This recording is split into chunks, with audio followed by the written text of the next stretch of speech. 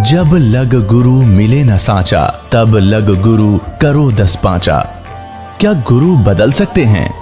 क्या गुरु बदलने से पाप लगता है? आध्यात्म के इस मैदान में आखिर सही गुरु कौन है? गीता जी में वर्णित तत्वदर्शी संत कौन है? इन सभी प्रश्नों के उत्तर जानने के लिए अवश्य सुनिए जगत गुरु तत्वदर्शी संत रामपाल जी महाराज के मंगल प्रवचन। परमात्मा ने यह मर्यादा बनाए रखने के लिए कि गुरु बिन माला फेरते, उनका वचन है, गुरु बिन माला फेरते, गुरु बिन देते दान, गुरु बिन दोनों निष्फल हैं, चाहे पूछो वेद पुराण। अब परमात्मा यदि उस समय गुरु धारण नहीं करते स्वामी रामानंद जी को, तो अब जैसे राधा स्वामी पंथ के प्रवर्तक, जहाँ से ये पंथ चला है राधा स्वामी, फिर उससे निकला सच्चा सौदा सरसार, ये सारे, उनका जो मुखिया था उसका कोई गुरु नहीं था। तो आज आम व्यक्ति ये कह देता कि कबीर साहब ने कौन सा गुरु बनाया था, क्या जरूरत है गुरु की। और शिवदयाल जी के बारे में आपको दिखाई दिया कि वो तो भूत बने, प्रेत बने, तो खाक मुक्ति हुई उसकी। जब एक हेड ऑफ द डिपार्टमेंट यानी पंथ का प्रवर्तक है भूत बन गया, तो अन्य क्या बनेंगे उस साधना से। इसमें बार बार कहने की आवश्यकता नहीं, बुद्धिमान को संकेत काफी है। अब परमात्मा ने इसलिए गुरु धारण किया कि आने वाले समय में कहीं काल के दूतों का दाव ना लग जाए कि कबीर साहब ने कौन सा गुरु बनाया था। और दूसरा ये था कि रामानंद जी एक ब्राह्मण जाति में थे और इतना अभिमान हो गया था उनको अपने ज्ञान का कि वो किसी की बात सुनने को तैयार नहीं थे। और मालिक को पता था कि जिस जीव का नाश होगा, और ये पिछले जन्मों में मेरी सेवा कर रखी है इसने, सतयुग के अंदर ये विद्याधर ब्राह्मण था और त्रेता के अंदर ये वेद विज ब्राह्मण था, इसने मेरी सेवा कर रखी है, इसको निकालना अनिवार्य है। जिस कारण से परमात्मा ने एक लीला की। जब वो 5 वर्ष के हो गए, एक 2.5 वर्ष के बालक का रूप धारण किया और स्वामी रामानंद जी प्रतिदिन स्नान करने के लिए जाया करते थे पंचगंगा घाट, जहाँ पर ये ब्राह्मण लोग विशेषकर स्नान कराया करते थे। तो वहाँ ऋषि रामानंद जी 104 वर्ष के वृद्ध सुबह सुबह प्रतिदिन मुँह अंधेरा जाया करते थे ब्रह्म मुहूर्त में। गर्मियों का मौसम था। परमात्मा ने 2.5 वर्ष के बालक का रूप धारण किया और पौड़ियों पर लेट गए। अब रामानंद जी अंधेरे में जा रहे थे, गले में उनके कंठी थी, क्योंकि वैष्णव परंपरा के अंदर एक तुलसी के मनिये की एक कंठी होती है, उसको कंठी बोलते हैं। एक ही मनिया होता है पूरे धागे में, उसको कंठी माला बोलते हैं। और वो वैष्णव परंपरा से दीक्षित की एक पहचान होती है। तो रामानंद जी नीचे उतर रहे थे अंधेरे में, कबीर परमात्मा के सिर में खड़ाऊ लगी तो बालक, लीला की बालक वाली, रोने लग गए। रामानंद जी ने सोचा कोई बालक का चोट लगी। साधु संत दयालु होते, एकदम झुके। झुकते ही उनकी गले की जो कंठी थी अंधेरे में निकल के परमात्मा के गले में गल गई, कबीर साहब के। और सिर पे हाथ रख के कहा, बेटा रो मत, राम राम बोल बेटा, राम राम बोल। परमात्मा चुप हो गए और स्वामी जी अपना स्नान करने लग गए और कहा, बेटा तू बैठ जा, किसी का बालक रास्ता भूल के आ गया, तुझे सुबह तुम्हारे घर भिजवा दूंगा, यहाँ बैठ जा। वो स्नान करने लगे, परमात्मा अंतर ध्यान हुए, अपनी कुटिया में आ गए। स्वामी जी ने देखा बच्चा कहाँ गया, उसने सोचा चला गया होगा, अब कहाँ खोजूं उसको। बात आई गई हुई। कुछ दिनों के बाद स्वामी रामानंद जी का एक शिष्य विवेकानंद कोई सत्संग कर रहा था, श्री विष्णु जी की कथा सुना रहा था, सैकड़ों श्रोता बैठे थे, परमात्मा भी जा बैठे वहां पर। उस दिन परमात्मा ने, जैसे वैष्णव परंपरा से दीक्षित व्यक्ति होते हैं, ऐसे एक लंबा सा तो तिलक लगाते, नाक पर कड़ पूरा, और एक कंठी माला पहन लेते हैं। तो वहां जाकर बैठ गए। वो सुना रहा था प्रवचन के, ब्रह्मा जी की तो आयु है, विष्णु और शंकर अजरो अमर हैं, ऐसे ऐसे। तो परमात्मा ने प्रसन्न खड़ा होकर कहा कि स्वामी जी मेरा एक शंका है, समाधान कीजिए। विवेकानंद जी ने कहा कि बच्चा बोलो क्या शंका है। आप कहते हो कि ब्रह्मा विष्णु महेश अजरो अमर हैं, क्या इनके माता पिता भी हैं? कौन ब्रह्मा का पिता है, कौन विष्णु की माँ, शंकर का दादा कौन है, पंडित जी दे बता। अब यहाँ के सारे फेल हैं, कहता जरो अमर है, अविनाशी है, इनके कोई माता पिता नहीं है, तरह से लीला करते हैं। तब परमात्मा ने कहा कि मैंने एक दिन शिव पुराण सुना था, एक ब्राह्मण पढ़ा था, और उसकी रुद्र संहिता में लिखा हुआ है कि काल रूपी ब्रह्म से और शिवा के संयोग से विष्णु जी की उत्पत्ति हुई, ऐसे ब्रह्मा जी की भी उत्पत्ति हुई। आप कहते हो स्वामी जी की कोई माता पिता नहीं है। अब उसके तो पैरों के नीचे की जमीन निकल गई, सामने बेइज्जती हो रही, क्यों बड़ा विद्वान पाक गया था। तो उसने कहा कि तूने कैसे पढ़ा पुराणों को? परमात्मा बोले मैंने पढ़ा नहीं, मैं कहता हूं मैंने सुना कि झूठ बोलता है। तो कहीं से दीक्षा प्राप्त है क्या? तेने तिलक वगैरह लगा रखा है? हाँ जी दीक्षा प्राप्त हूं। कहां से? विवेकानंद ने पूछा कहां से दीक्षा प्राप्त है? कि जहां से आप हो वहीं से मैं हूं। मैं हूं? आप कौन हैं, किस जाति से हैं? परमात्मा तो बोले नहीं, उससे पहले श्रोता ही कहने लगे कि नीरू का लड़का है, दानक का, जुल्हाई का। तो विवेकानंद को मौका मिल गया, कहने लगा देखो रे लोगों कितना झूठा है, कितना कपटी व्यक्ति है, बच्चा है ये झूठ बोल रहा है, कह रहा है कि मैंने स्वामी रामानंद जी से दीक्षा ले रखी है, मेरे गुरु से। वो तो इन शूद्रों को निकट भी नहीं बैठने देता, इनकी शकल भी नहीं देखता, पर्दे के पीछे से बातें करता है। यानी उस विषय को चेंज कर दिया जो भगवान ने सच्ची बताई थी, और कहने लगा देखना अब गुरुजी को जाके बताता हूं, इसने हमारी बेइज्जती कर दी सभा के अंदर, और कह रहा है कि एक धानक के पुत्र को और हमारे गुरुदेव ने दीक्षा दे रखी है, तो उन्हें बेइज्जती कर दी, इंसल्ट कर दी। अब वो उठकर चले गए, परमात्मा आगे अपनी कुटिया में माता पिता के घर पे मुंह बोले माता पिता जो थे। उधर से उस विवेकानंद ने स्वामी रामानंद जी से जाकर कहा साथ में 20, 30, 50 और चेले ले गए वहां के श्रोता, और सभी ने एक सुर में कहा कि महाराज हमारी तो नाक काट दी, हम तो बाहर निकलने जोगे नहीं छोड़े। एक धानक का पुत्र, जुल्हाई का पुत्र कहता कि मैंने गुरु बना लिया आपको। परमात्मा सारी काशी में आग की तरह फैल गई आग, यह बात है, और सभी लोग धिक्कार रहे हैं, अगर ऐसा है तो बहुत बुरा है। तो रामानंद जी ने कहा कि वो झूठ बोलता है, मैंने कि उसको दीक्षा नहीं दी, उसको लाओ सुबह पकड़कर सबको बुला ले, सबके सामने कह दूंगा। अब विवेकानंद ने तो सबको बुला लिया, हजारों आदमी इकट्ठे कर लिए कि भाई झूठ बोल रहा था, देखियो गुरुजी धमकावेंगे। अब सुबह सुबह विवेकानंद वक़्त से पहुंच गया जुलाहों की कॉलोनी में, लेकर 10 मस्टंडिया ने लाठी हाथ में ले रही। अब पता लगा, कॉलोनी वालों ने देखा कि ये बदनीयत से आए हैं ये लोग, और घर पूछ रहे थे नीरू का। किसी ने शॉर्टकट जाकर बता दिया नीमा को कि क्या कर दिया तेरे बच्चे ने, क्या गलती होगी तुमसे, ऐसे ऐसे कुछ ब्राह्मण लोग आपका घर पूछ रहे हैं, उनकी नीयत ठीक नहीं है, कुछ झगड़ा करने का उद्देश्य से आ रहे।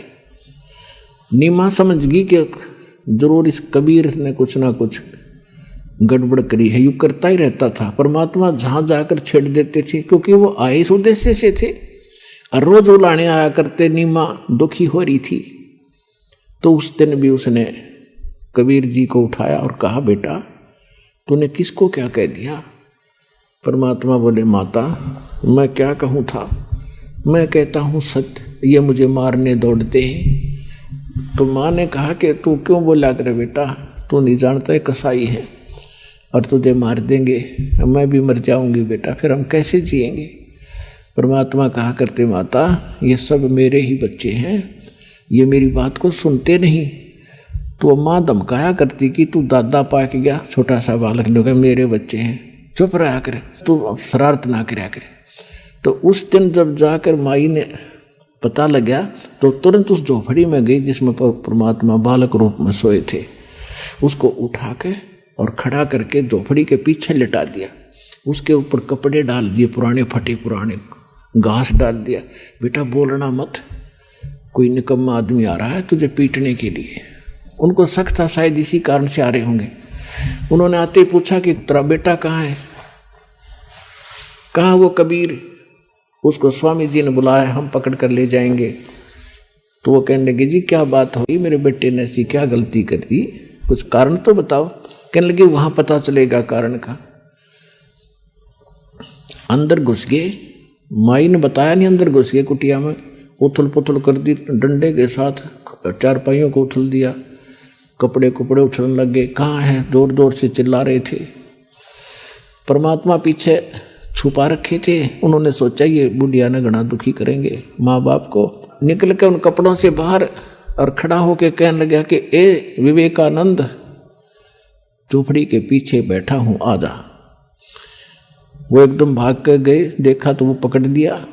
अब माता ने सोचा मैं बचाऊं, अपने बच्चे का बचाव करूं। बच्चे की बांह पकड़ दी, लिपट गई, उसको डंडों से पीट पीट कर मूर्छित कर दिया। नीरू को पता चला तो भागा, वो आया आगे से चलकर, उसने भी पकड़ने की चेष्टा की, उसको भी मार पीट कर कंडम करके वो ले गए घसीट कर। रामानंद जी ने पर्दा लगा रखा था, अपनी झोपड़ी में आग गए। सामने कबीर साहब खड़े कर दिए, 5 वर्ष के बालक। विवेकानंद जी ने कहा कि देखो स्वामी जी, ये नीरू का लड़का कबीर आ गया है। अंदर से ही झोपड़ी के अंदर से पर्दा लगा रखा है, परमात्मा बाहर खड़े और वहां प्रसन्न उत्तर करते हैं। अब गरीबदास जी ने कितना अच्छा चित्रार्थ किया है वो सुनाते। आडा पर्दा लाए कर रामानंद भोजनते, दास गरीब कुलंग छवि वो अदर डाक को दंते।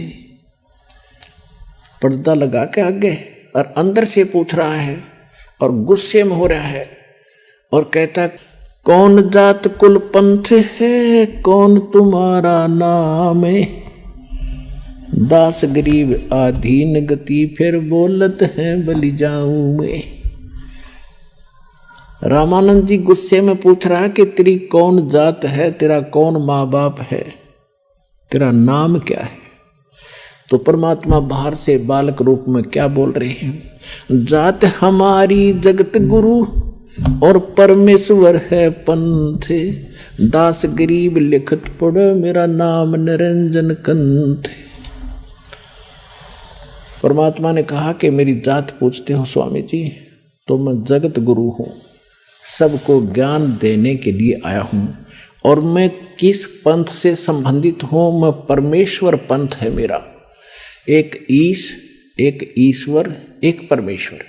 गीता अध्याय नंबर 15 के श्लोक नंबर 16 और 17 में 3 पुरुष हैं, 3 ईश हैं, 3 पुरुष हैं। सरपुरुष इसको ईश समझो, 21 ब्रह्मांड का स्वामी ये ब्रह्म है। और अक्षर पुरुष ये 7 संग ब्रह्मांड का स्वामी है, इसको ईश्वर समझो, उस ईश से श्रेष्ठ। और चौथा जो परम अक्षर ब्रह्म है वो परमेश्वर है, ईश्वर से भी श्रेष्ठ परमेश्वर। तो कहते हैं मेरा जो मार्ग है उस परमेश्वर वाला है। जात हमारी जगत गुरु और परमेश्वर है पंथ, दास गरीब लिखत पढ़ मेरा नाम निरंजन कंथ। और वेदों में जो लिखा है ना भगवान ने, वो मैं ही हूं। अब इस बात का दुख हो गया रामानंद जी को कि छोटी सी जाति में उत्पन्न लड़का और कैसी बकवास कर रहा है। रे बालक सुन दुर्बुद्धि घटमट तन आकारे, दास गरीब दर्द लगा जब हो बोले सिरजनहारे। परमात्मा ने अपने आप को परमात्मा कह दिया तो रामानंद जी का घना दुख हो गया। कहने लगा रे बालक सुन दुर्बुद्धि, ए बुद्धि भ्रष्ट बालक, और रामानंद जी भगवान को कैसा मानते थे, जैसे आपका और हमारी बुद्धि का सतर था ऐसा ही इन विद्वानों का सतर था। विष्णु जी के पुजारी हैं, मूर्ति दे रखी है और भगवान को निराकार माना करते थे। तो यहाँ इसी दृष्टिकोण से स्वामी रामानंद जी कह रहे हैं, रे बालक सुन दुर्बुद्धि घटमट तन आकार, तो दिखाई देता तेरा शरीर है और दास गरीब दर्द लगा जब हो बोले सृजनहार, कि तेरा शरीर है और तू अपने आप को भगवान कहता है। तुम मोमन के पालवा तेरा जुल्हे के घर बासे, दास गरीब अज्ञान गति एता दृढ़ विश्वास। अब रामानंद जी क्या कह रहे हैं कि तू मोमिन माने मुसलमान के घर तो टुकड़ों पर पलने वाला, और एक धानक के घर तेरा जन्म, और अपने आप को तू भगवान बताता है। मान बड़ाई छोड़े कर बोलो बालक बहने, दास गरीब अदम मुखी एता तुम गठ फैने। तरक तलु से बोलते रामानंद सुरज्ञाने, दास गरीब कुजात है ये आखिर नीच निदान। रामानंद जी कितनी ओछी गालियों पर उतराया कि ये कुजात है। कुजात माने इसकी जात का नहीं पता, ये पड़ा मिला था कहीं पर और ये बोल ऐसी ऊंची ऊंची बात कह रहा है।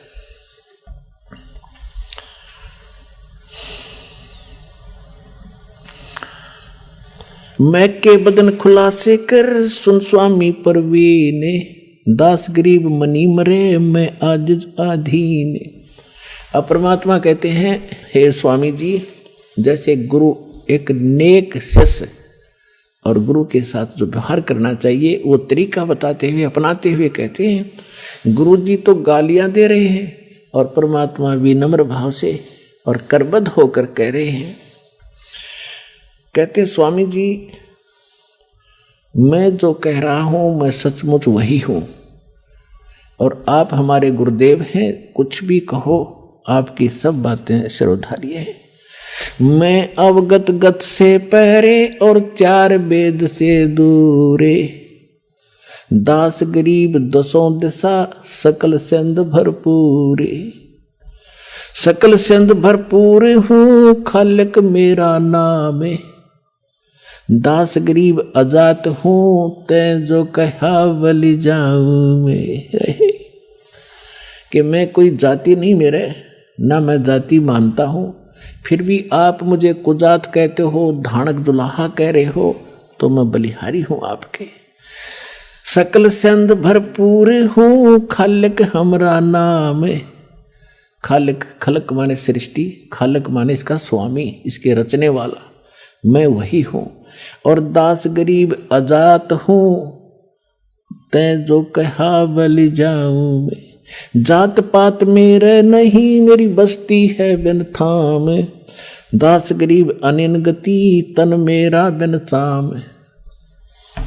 मेरा जो शरीर है ये आप जैसा नहीं है, इसका बगैर, जैसे यजुर्वेद अध्याय नंबर 40 के मंत्र नंबर 8 में कहा है कि सप्रि आगात शुक्रम अकायम ऐसनाविरम कबीर मनीषी व्यवधाता शाश्वती भय समाभय। उसका अर्थ ये बनता है कि कबीर परमात्मा सर्वज्ञ हैं, उनका शरीर शुक्र से नहीं बना, माता पिता के मटेरियल से नहीं बना। शुक्रम अकायम, उसका जो शरीर है उस शुक्र से रहित है, और ऐसनाविरम, उसके नाड़ी तंत्र नहीं है, वो कबीर परमात्मा है। तो यहाँ खुद मालिक भी कह रहे हैं कि मेरा शरीर आप जैसा नहीं है। ए स्वामी सृष्टा में और सृष्टि हमारे तीरे, दास गरीब अधर बसु में अवगत सत कबीर। मैं ऊपर रहता हूँ सतलोक में और इस सारी सृष्टि का रचने वाला मैं ही हूँ। ए स्वामी सृष्टा में, सृष्टा माने सृष्टि के रचने वाला सृजनहार, और सृष्टि हमारे तीरे, के सब ये सारे असंग ब्रह्मांड मेरी शक्ति के आधार से रुके हुए हैं। और दास गरीब अधर बसू, अधर माने ऊपर रहता हूं, अवगत सत कबीर। सुन रामानंद राम हम और मैं बावन नरसिंह दास गरीब सर्व कला में मैं व्यापक सर्वंग। कि ये जो सुन रामानंद राम हम यानी पूर्ण परमात्मा मैं हूँ, नरसिंह और ये 52 रूप मैंने ही बनाए थे। श्री विष्णु को तो एक निमित्त बनाया था। मैं रोवत हूँ सृष्टि को, ये सृष्टि रोए मोहे, दास गरीब इस वियोग को समझ न सकता कोई। गोता मारूं स्वर्ग में और जा बैठूं पाताले, गरीब दास ढूंढता फिरूं अपने हीरे मोती लाले।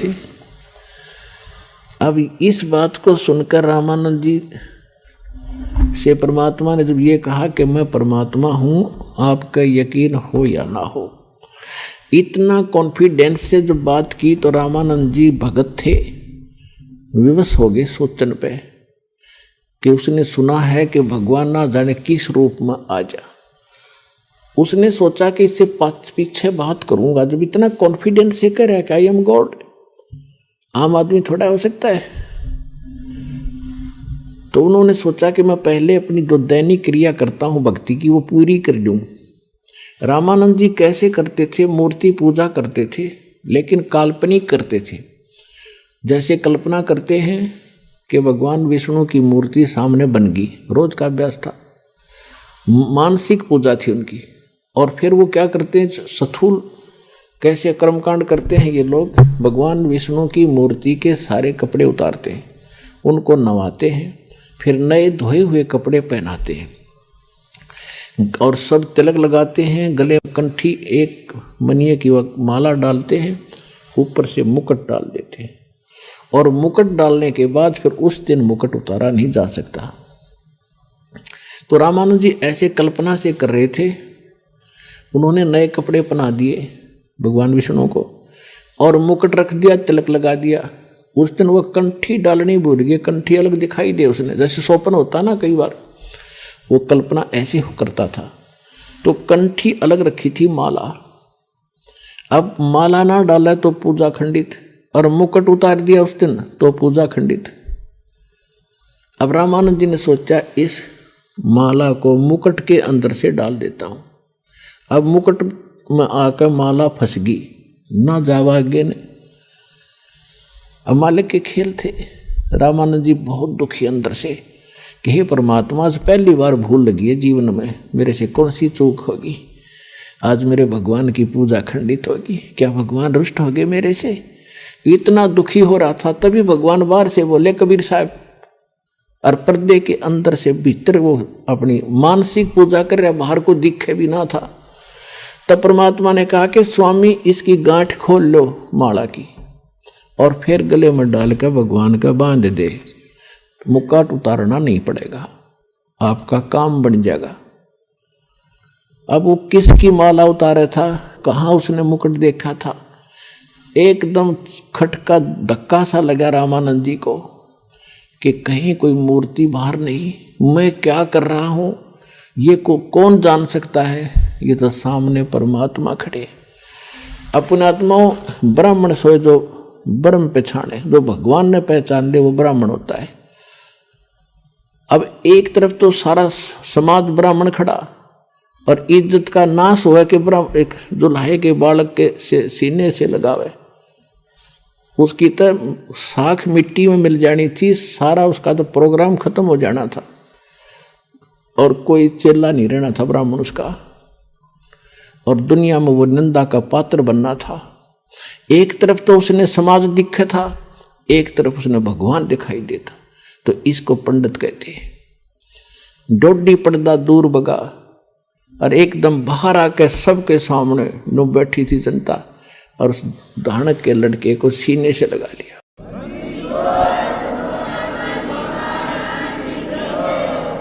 और जब सीने से लगाया तो उनका शरीर ऐसा था जैसा रुई का होता है। तब मन की पूजा तुम लखी, गरीबदास जी की वाणी में परमात्मा की महिमा लिखी है। मन की पूजा तुम लखी ये मुकुटमाल परवेश। रामानंद जी कह रहे हैं, गरीबदास गति कौन लुख तेरा कौन वर्ण के वेखे। ओए होए। अब रामानंद जी कह रहे हैं, परमात्मा आपकी महिमा ने कौन समझ सकता है, आपको कैसे भगवान माने या जनता, आप किस तरह रूप में खड़े हो, एक छोटा सा बालक धोती बांधे सिंपल सा, और किस वर्ण में जुल्हे के घर तू वैसे आपकी लीला कर रहे हो। तो कहते हैं मन की माला तुम, मन की पूजा तुम लखी ये मुकुट माल परवेश। गरीबदास गति कौन लखे तेरा कौन वर्ण के भेख। ये तो शिक्षा तुम दई ये मान ली मन मोरे। गरीबदास को मल पुरुष और हमरा बदन कठोरे। गरीबदास जी कह रहे हैं कि स्वामी रामानंद जी ने जब उनको सीने से लगाया, डोढ़ी पर्दा दूरे कर वो लीना कंठ लगाए। गरीबदास गुजरी बहुत जब बदन बदन मिलाए। कहते एक तरफ तो सारा समाज खड़ा, ब्राह्मण समाज, और एक तरफ भगवान खड़े। कहते हैं उस महापुरुष ने, उस ब्राह्मण ने समाज को नहीं देखा, परमात्मा को देखा जिसके लिए वो भटक रहा था, सामने खड़ा, तो सीने से लगा लिया। कहते हैं मन में तो बहुत बीती, अके कहेगी जनता, लेकिन भगवान खड़ा जिसके लिए भटक रहा, और उम्र खत्म होने को हो रही, 104 साल का बूढ़ा हो रहा, तुरंत सीने से लगा लिया। अब क्या कहते हैं, ये तो दीक्षा तुम दी ये मान ली मन मोरे। गरीबदास को मल पुरुष और हमरा बदन कठोरे। कि हे परमात्मा, आपको कैसे परमात्मा मानना या बड़ी जनता, आप किस रूप में खड़े हो, किसके घर में आपकी लीला पल हो रही है, एक धानक रूप में आप पल रहे हो। तो परमात्मा ने फिर काफी इनको समझाया। जब रामानंद जी ने परमात्मा से तन मिलाया, बाकी सब उठ कर चले गए, पंडित जी तो सारे खिसक गए। एक बुढ़ापे में दिमाग खराब हो गया, भाई रामानंद जी का दिमाग चल गया, इसने दानक के लड़के को छू लिया, ये तो गया काम तय, अब जाओ तो जाओ। फिर परमात्मा और वो प्यारी आत्मा रामानंद जी दोनों रह गए। काफी देर चर्चा हुई। लास्ट में रामानंद जी ने कहा, मैं बच्चा समाधिस्थ होता हूँ, आपकी सारी बात मुझे समझ में आ रही है, लेकिन मैं वहाँ तक जाता हूँ, सारी उम्र मैंने ऐसे कर दिया। तो प्रश्न उठा उसके मन में, परमात्मा से कहा कि एक बात बताओ दाता, आपने एक झूठ बोली, और परमात्मा झूठ नहीं बोलते। परमात्मा बोले, क्या झूठ बोली? कि आपने ये कहा सबको कि मैंने आपको दीक्षा दे रखी है। मैंने आपको कब दीक्षा दी? पर परमात्मा ने कहा कि याद करो, एक दिन आप स्नान करने गए थे, मैं वहाँ घाट पर लेटा हुआ था, मुझे निद्रा आ गई थी और आपकी खड़ाऊ मेरे सिर में लगी थी, और आपने कहा था बेटा राम राम बोलो, आपने दीक्षा दे दी, मैं आ गया, आप मेरे गुरु, मैं आपका चेला। तो उसके ध्यान में आई कि वो बच्चा तो छोटा था, आप तो 5 वर्ष के, 2.5 वर्ष के बालक का और 5 वर्ष के बालक का डबल डिफरेंस हो जाता है हाइट में, यानी कद में। तो उन्होंने कहा कि वो तो छोटा बालक था, आप तो बहुत बड़े हो। परमात्मा ने उसी समय सेकंड दूसरा रूप बना 2.5 साल के बच्चे का, और एक सेवक की खाट थी, झोंपड़ी तबार है, उसके ऊपर लेट गए, एक सामने खड़े। परमात्मा ने कहा कि देखो स्वामी जी, ऐसा था मैं, देखो सामने। अब रामानंद जी ने 6 बार तो इधर देखा, और 6 बार वो 5 साल के बालक के रूप में देखा। आखिर में आंखों में सुनने लग गया। इतने में वो 2.5 साल का बालक उठ गए और उस 5 साल के बच्चे में जो कह तो समा गया। तब रामानंद जी के जचा कि वो भगवान है बालक को ना।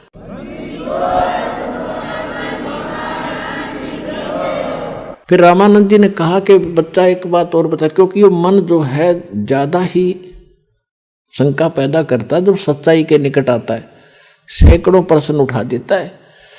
तो उसने कहा कि मैं जब दीक्षा देता हूँ, कुछ और मंत्र देता हूँ, राम राम मंत्र मैं नहीं देता। परमात्मा ने कहा आप ओम मंत्र देते और उसको गुप्त रखने के लिए कहते हैं। जैसे हम सच्चाई बोलते हैं ये हमारा मंत्र नहीं है, तो पहले जो राम राम बोला करते थे ये मंत्र नहीं था। मंत्र वो ओम नाम ही देते थे। ओम नमः शिवाय ये अलग देते थे, ओम नमः भगवते वासुदेव ये अलग नाम होता, और सिंपल ओम नाम देते थे, उसको गुप्त रखने को ही कहा करते थे। रामानंद जी ने सोचा भाई ये तो बालक के विघ्न है, ये तो सचमुच खुदा आ गया, भगवान आ गया। फिर उसने पूछा कि एक बात बता बच्चा, मैं जिसको दीक्षा देता हूँ उसको एक कंठी देता हूँ जिसमें एक तुलसी का मनिया होता है, वो है तेरे पास? वो तो निधि मैंने अकेले वो नीचे से निकाल के दिखा दी, या उस दिन आपने डाली थी गांठ के ऊपर। रामानंद जी तो चरणा में बैठ गया चुप करके, ये बालक हो ना भाई।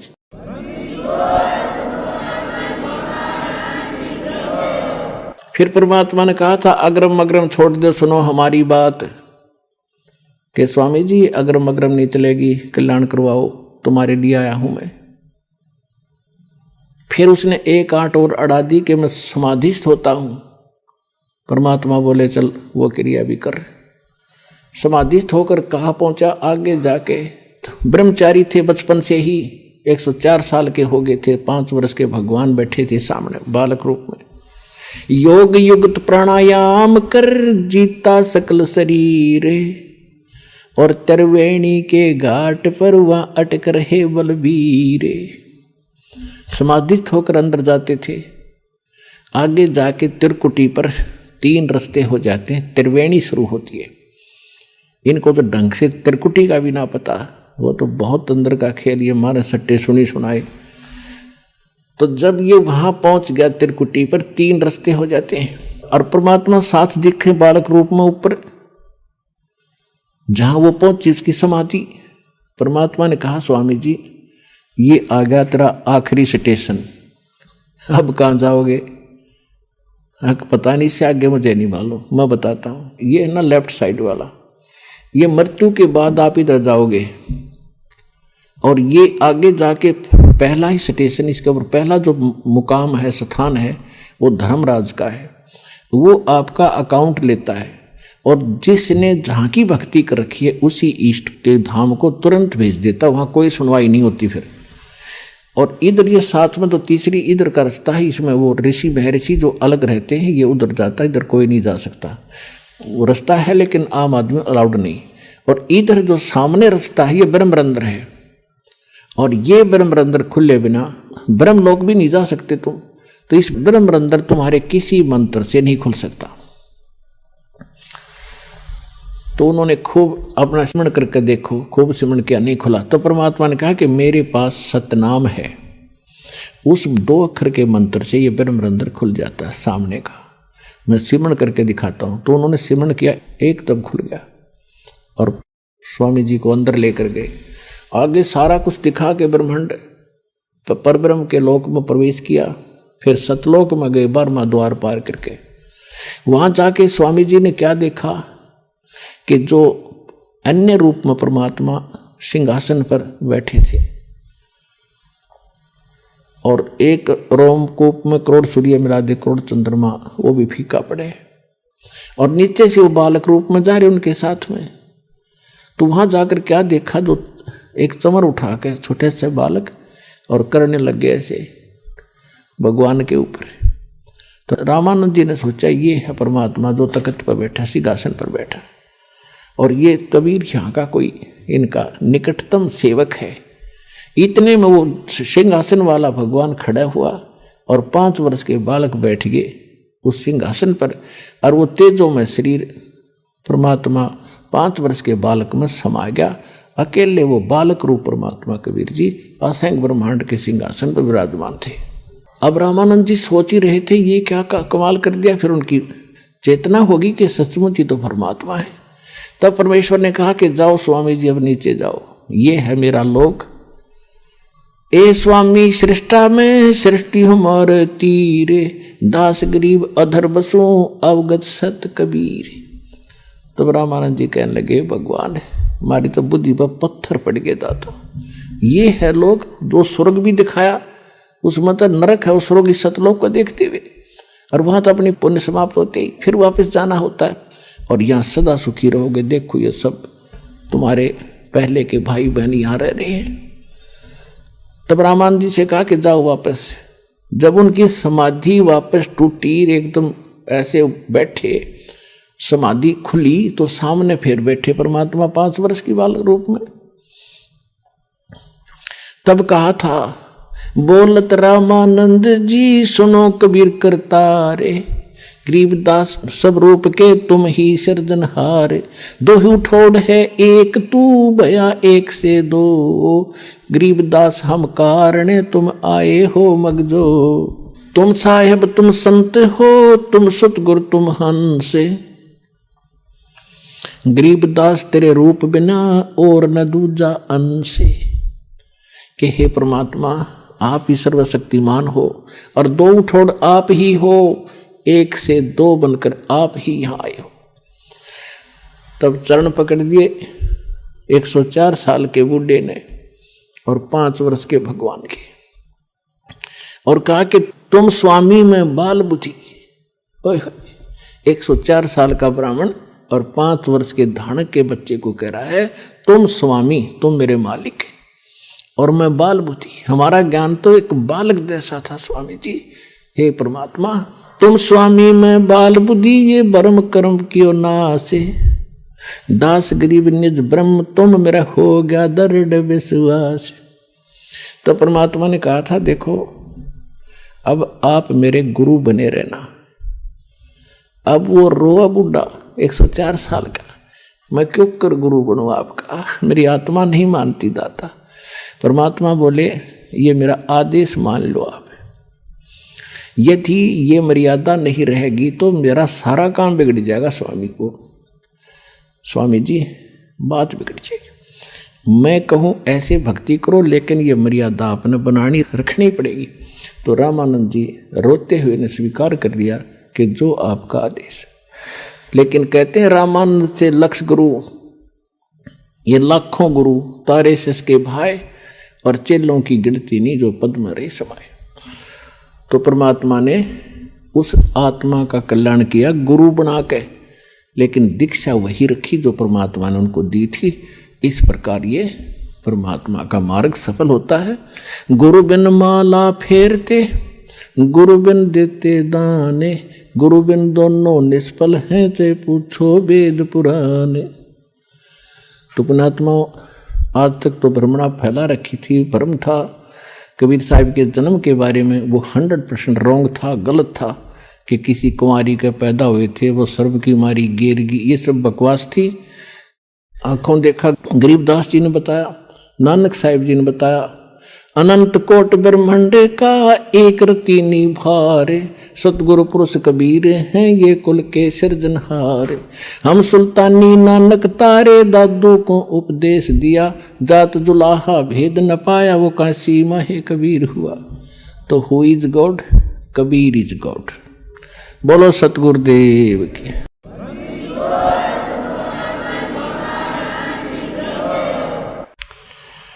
परम पिता परमात्मा पूर्ण ब्रह्म सर्व सृष्टि रचना कबीर परमेश्वर जी की असीम रजा से आप सभी पुण्यात्माएं परमात्मा की अमर कथा सुनने के लिए इस सत्संग स्थल पर उपस्थित हुए।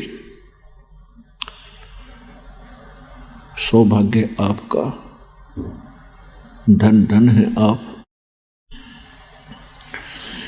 ऐसे घोर कलयुग में आपके अंदर परमात्मा की तड़फ है, चारों तरफ आग लगी हुई है,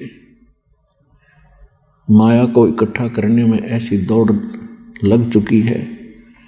इंसान कुछ भी आगा पीछा नहीं देखता है, बुरा भला कुछ नहीं देखता है, केवल माया संग्रह करने की होड़ लगी हुई है। सत्संग में आने से पता चलता है कि मनुष्य जीवन प्राप्त करके हमने कौन से कर्म करने चाहिए और कौन से ना करने चाहिए। कोई कसाई है, बकरे काट रहा है, बढ़िया इनकम हो रही है, बड़ा खुश है, उस काम को बहुत अच्छा मान रहा है क्योंकि उसको बेनिफिट घना हो रहा है। अब परमात्मा के तत्व ज्ञान रूपी चश्मों से हम देखेंगे इस ऐनक से, तो पता चलेगा वो कितने कुकर्म कर रहा है, कितने दुष्कर्म कर रहा है, कितने खोटे कर्म कर रहा है। इसी प्रकार जो रिश्वत लेता है, मिलावट करता है, धोखा करता है, वो उस कसाई से भी बदतर है। हम मनुष्य जीवन प्राप्त करके ही अपने कर्मों को सुधार सकते हैं और किसी योनि में, किसी शरीर में, किसी बॉडी में, पशु पक्षी के में हम कर्म बना नहीं सकते। अपने किए हुए कर्मों का केवल भोग ही भोग सकते हैं। और जो समय हमारा कर्म बनाने का होता है, सत्संग के अभाव से हम उसमें भी कर्म बिगाड़न पर ही लगे रहते हैं। और जिस लोक में आप रह रहे हो, हम रह रहे हैं, ये लोक ठीक नहीं है। यहाँ का जो कंट्रोलर है, यहाँ का जो स्वामी है, वो नेक नहीं है, वो परमात्मा नहीं है। भले ही हम उसको परमात्मा कहते हैं, जैसे कोई बदमाशों का ग्रोह होता है, उनका भी एक मुखिया होता है, उसको भी वो अपना मालिक मानते हैं, स्वामी मानते हैं, बॉस मानते हैं। लेकिन वो बॉस उनसे क्या कर्म करवाता है, अंडरस्टूड है। इसी प्रकार यहाँ का जो बॉस है, यहाँ का जो स्वामी है, ये ब्रह्म है। संतों ने इसको काल कहा है। और जिसका नाममय काल है, तो उससे हम आशा क्या करें कि वो कोई सुख भी दे सकता आपको, या भूल थी अपने। तो इस काल भगवान ने, ये यहाँ के बॉस ने, 21 ब्रह्मांड के स्वामी ब्रह्म ने अपने को दुखी करने का एक बहुत अच्छा सुनियोजित जाल फैला रखे है। और उसके तहत हम फंसे पड़े हैं।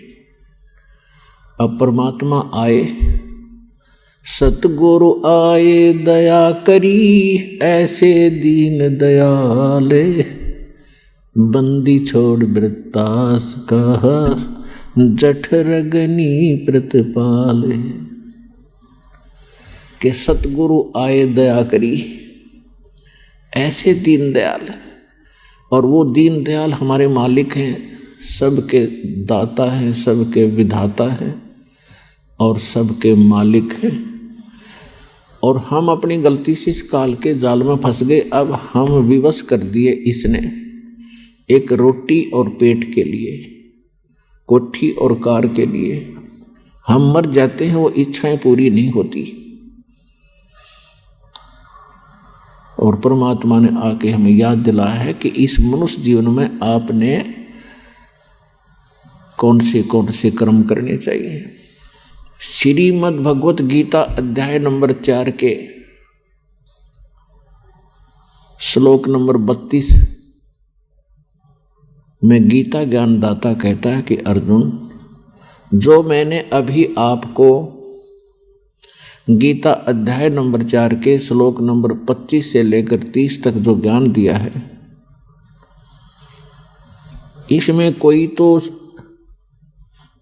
केवल यज्ञ हवन ही करके संतोष कर किए बैठा है कि मैं साधना कर रहा हूँ और ये मेरी भक्ति बिल्कुल सही है। कोई स्वाध्याय करता है प्रतिदिन, सुबह दोपहर शाम को, सुबह शाम कोई पाठ कर लेता है किसी गीता जी का, वेदों का या अन्य किसी वाणी का। और कोई केवल योग साधनाएं करते हैं, कोई घोर तप तपते हैं और कोई अहिंसावादी तीक्ष्ण व्रत रखते हैं, जैसे मुंह पर पट्टी रख के डाल के नंगे पैरों चलते हैं। और ये सभी के सभी व्यक्ति अपनी साधनाओं को पापनाशक जानते हैं, लेकिन परमात्मा स्वयं आते हैं, अपने मुख कमल से जो ज्ञान बताते हैं वो तत्व ज्ञान है, उसको सूक्ष्म वेद कहते हैं। वो 5वां वेद है और उस 5वें वेद के अंदर कंप्लीट कोर्स होता है परमात्मा के पाने का। कंप्लीट साधना है, कंप्लीट ज्ञान है, उसको तत्व ज्ञान कहते हैं।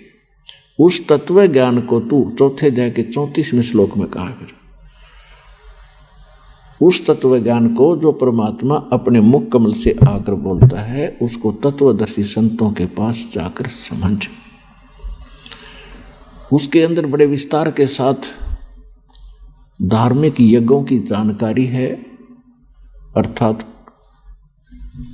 धार्मिक अनुष्ठानों की जानकारी दी गई है विस्तार के साथ कि कौन से कर्म करने चाहिए, कौन से नहीं, कौन सी भक्ति ठीक है, कौन सी गलत है। तो इससे एक बात तो ये सिद्ध हुई कि सूक्ष्म वेद के अतिरिक्त जितने भी वेद हैं, ज्ञान है, गीता है, ये कंप्लीट नहीं है।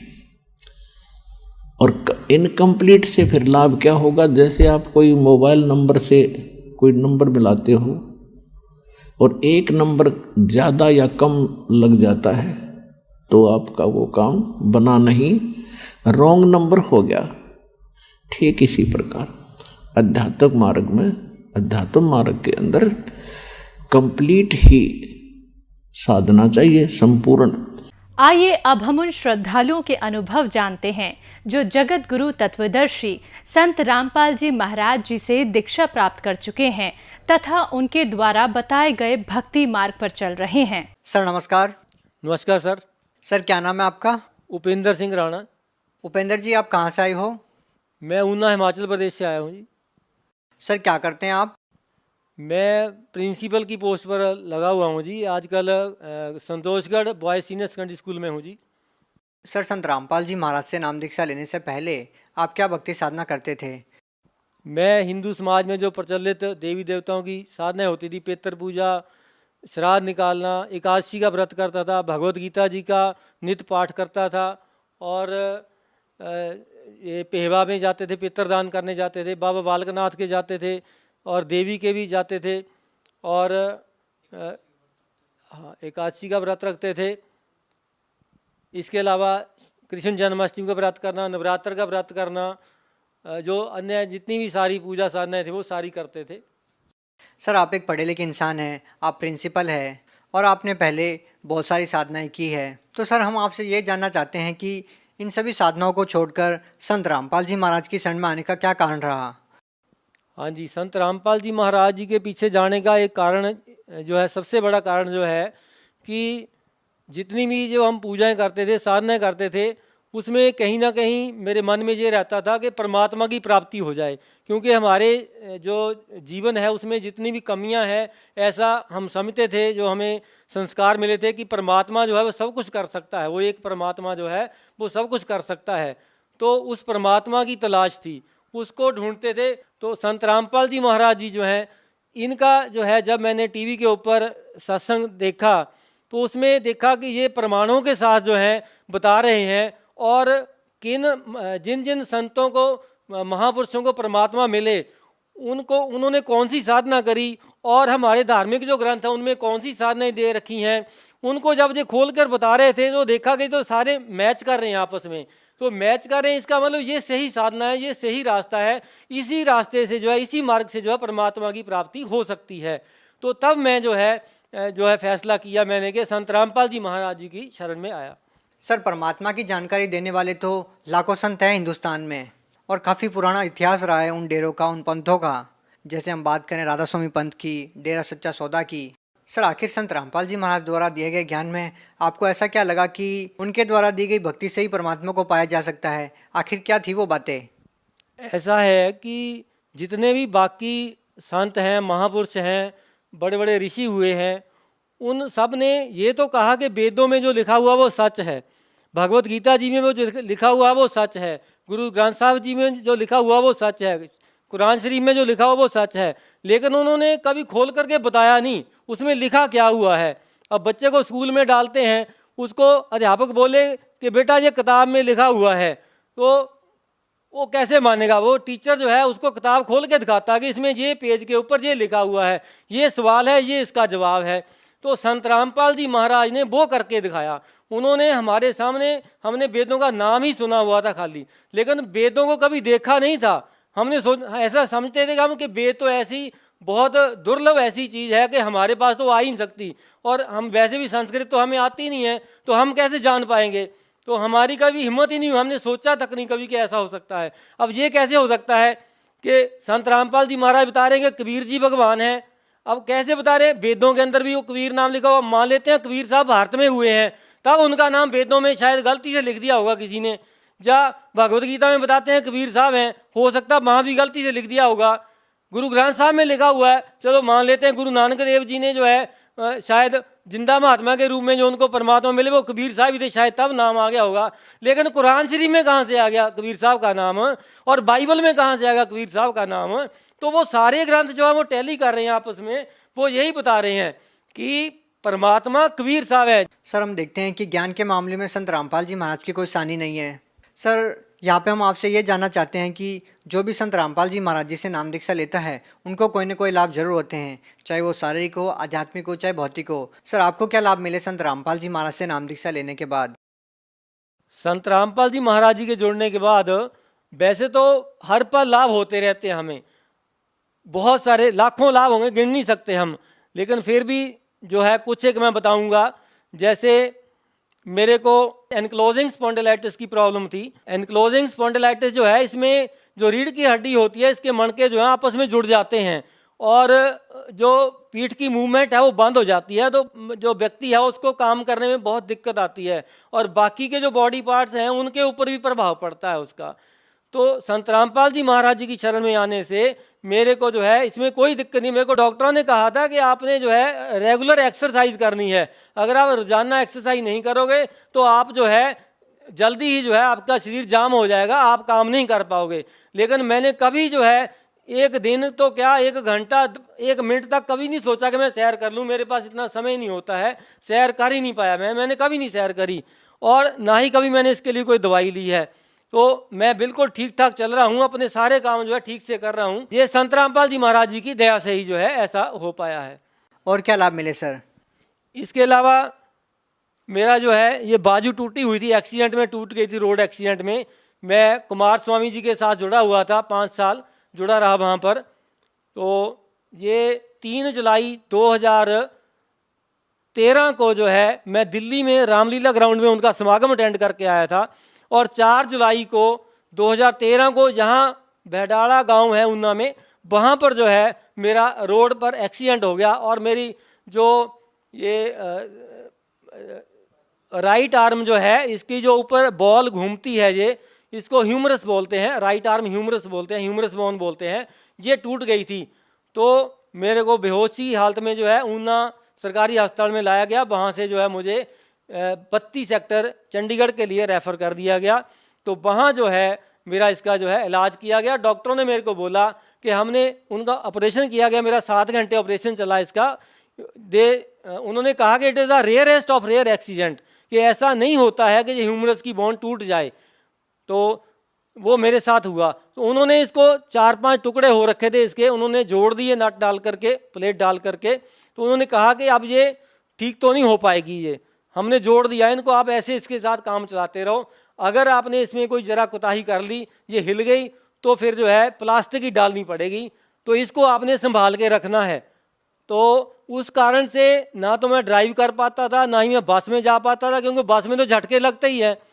तो अकेले जाने से मैं डरता था, इसी कारण से कि रास्ते में कहीं मेरी बाजू जो है टूट गई तो मैं कैसे जा पाऊँगा, मुझे वहाँ पर कौन संभालेगा, बाहर घर से बाहर जाऊँगा, तो मैं जाता ही नहीं था कहीं भी। लेकिन संत रामपाल जी महाराज जी की शरण में जब मैं पहुंचा, उसके बाद आज मेरे मन में कोई डर नहीं है। मैं बस में भी जाता हूं और अपनी खुद की गाड़ी चला करके जाता हूं, ड्यूटी पर भी जाता हूं, हर जगह जो है उसको लेके जाता हूं, पहाड़ी हिल एरिया में भी जाता हूं, प्लेन में भी जाता हूं, सब जगह जो है इसके साथ मैं काम कर रहा हूं, मुझे कोई दिक्कत नहीं है इसमें। इसके साथ ही मेरी जो धर्मपत्नी जी हैं, भक्तमती जो हैं, इनको 2015 में दांत में इन्फेक्शन हो गई थी। तो यहाँ पर लोकल जो दांतों के डॉक्टर हैं, BDS डॉक्टर हैं यहाँ पर, उनको दिखाया। तो उन्होंने जो कहा कि ये निकालना पड़ेगा दांत इनका। तो उन्होंने दांत निकालने के लिए इनको जो है अनकॉन्शियस करने के लिए, सेंसलेस करने के लिए जो है इंजेक्शन टेस्ट करने के लिए टेस्ट डोज लगाई, तो वो रिएक्शन कर गया। एक डॉक्टर ने मना कर दिया, फिर हम दूसरे के पास चले गए, उसने भी वही बात करी, तीसरे के पास गए, उसने ही वही करा। ऐसे करते करते जो है फिर हम मेडिसिन के डॉक्टर के पास गए, चलो उसके पास कोई मेडिसिन होगी जिससे इसका कोई ट्रीटमेंट हो जाए, ना निकालना पड़े इसको। तो उसने जो दवाइयाँ तो दे दी लेकिन उससे कोई लाभ नहीं हुआ। ऐसे करते करते जो है 1 साल निकल गया। तो इन्होंने जो है 2015 में जो है संत रामपाल जी महाराज जी से नाम लिया था और 2016 अप्रैल आ गया। 2016 अप्रैल में एक दिन सुबह जे उठे और मेरे को बोलते कि मेरे को आंखों से दिखाई नहीं दे रहा। तो मेरे को अचानक एकदम से स्ट्राइक करा कि वो इनके तो दांत में इन्फेक्शन है, उसके कारण से इन्फेक्शन फैल गया इनके बॉडी में। तो मैं मेडिसिन के डॉक्टर के पास गया, जहाँ पर डॉक्टर भरवाड़ हैं, SD भरवाड़ हैं, ऊना में ही MBBS MD डॉक्टर हैं। तो उनके पास गया, उनको बोला, मैंने कहा ऐसे ऐसी बात है, सुबह की बात है। तो कहते उन्होंने क्या किया, इनको जो है फर्स्ट एड ट्रीटमेंट दे दिया। कहते आप ना इमीडिएटली PGI चले जाओ। तो हम एकदम से PGI चले गए, बेटी को स्कूल छोड़ा और इनको साथ लेकर के मैं PGI चला गया सीधे। तो वहाँ पर जाकर के डॉक्टरों ने इनसे पूछा जो पूछना था, टेस्ट करे और वही इंजेक्शन। हाँ, उससे पहले क्या था कि हमने संत रामपाल जी महाराज जी, क्योंकि 1 साल का समय हो गया था, तो संत रामपाल जी महाराज जी से हमने अरदास लगाई कि इनकी जो है ठीक नहीं हो रहा, जो इन्फेक्शन डॉक्टरों ने मना कर दिया, हम क्या करें हम। तो ऐसा किया, तो हमें जैसे PGI में जाना पड़ा, चंडीगढ़ में जाना पड़ा PGI में। वहाँ जाते उन्होंने वही इंजेक्शन जो जहाँ पर रिएक्ट कर रहे थे, और संत रामपाल जी महाराज जी के साथ उनके पास प्रार्थना करने के बाद जो है वही इंजेक्शन जो है उनका रिएक्शन जो है नहीं हुआ और उन्होंने जो है वहाँ पर दांत इनका निकाल दिया, कोई दिक्कत नहीं आई उसमें।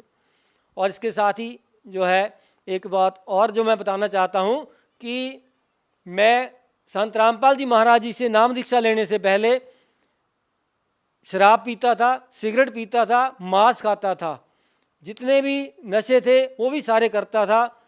होटलों में जाकर के शराबें पीनी, ऐसे तो लटकते हुए घर में आना। लेकिन जैसे ही संत रामपाल जी महाराज जी की शरण में आया तो वो मेरे सारे जो व्यसन थे, दुर्व्यसन जो थे, वो सारे ही बंद हो गए, एकदम छूट गए। सर, हिंदुस्तान में लाखों की संख्या में संत हैं, उनके अनुयायी भी हैं, लेकिन सर इसके बावजूद भी लोग नशा नहीं छोड़ पाते। जैसे कि पहले आप कुमार स्वामी से जुड़े हुए थे और आपने बताया कि आप भी नशा करते थे। तो सर अन्य संतों के पास जाने के बावजूद भी लोग नशा क्यों नहीं छोड़ पाते? जी, मैं खुद के बारे में ही बताऊंगा। मैं जहाँ पर पहले यहाँ हमारे ऊना में जो है एक पीरगाह स्थान है, वहाँ पर जाता था 1999 से लेकर के 2005 तक वहाँ जाता रहा। उसके बाद 2005 से लेकर 2008 तक जयपुर से डॉक्टर नारायण दास श्रीमाली जी, बहुत बड़े तांत्रिक हैं, विश्व विख्यात तांत्रिक हैं, उनसे मैंने दीक्षा लेकर के साधना करता रहा। और उसके बाद 2008 से लेकर 2013 तक जो है ब्रह्म ऋषि कुमार स्वामी जी से जो है मैंने बीज मंत्र जो देते हैं उनकी साधना करता रहा। लेकिन मेरी अपनी जो स्थिति है वो ऐसी थी कि मैं अगर कहीं ड्रिंक करके, होटल में ड्रिंक करके आता था, तो घर में आकर के मैं देखता था कि मैंने जोत लगाई नहीं आज, तो ड्रिंक करने के बाद ही मैं जोत लगाने चला जाता था।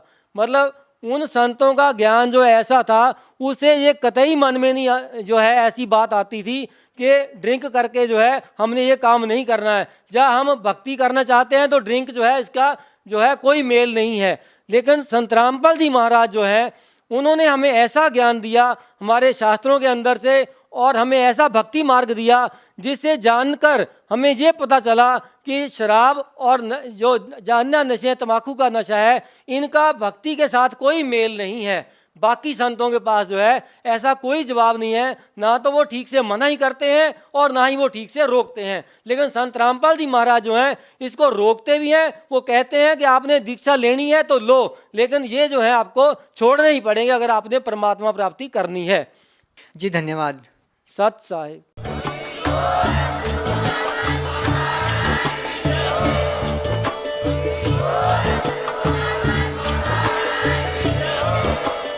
आप सुन रहे थे जगत गुरु तत्वदर्शी संत रामपाल जी महाराज जी के मंगल प्रवचन। अधिक जानकारी के लिए विजिट कीजिए हमारी वेबसाइट www.jagatgururampalji.org। संत रामपाल जी महाराज जी के शुभ आशीर्वाद से पूरे विश्व भर में 500 से भी ज्यादा नाम दीक्षा केंद्र हैं, जिन पर संत रामपाल जी महाराज जी द्वारा ऑनलाइन निशुल्क नाम दीक्षा दी जा रही है। अपने नजदीकी नाम दीक्षा केंद्र का पता करने के लिए संपर्क करें 8222880541।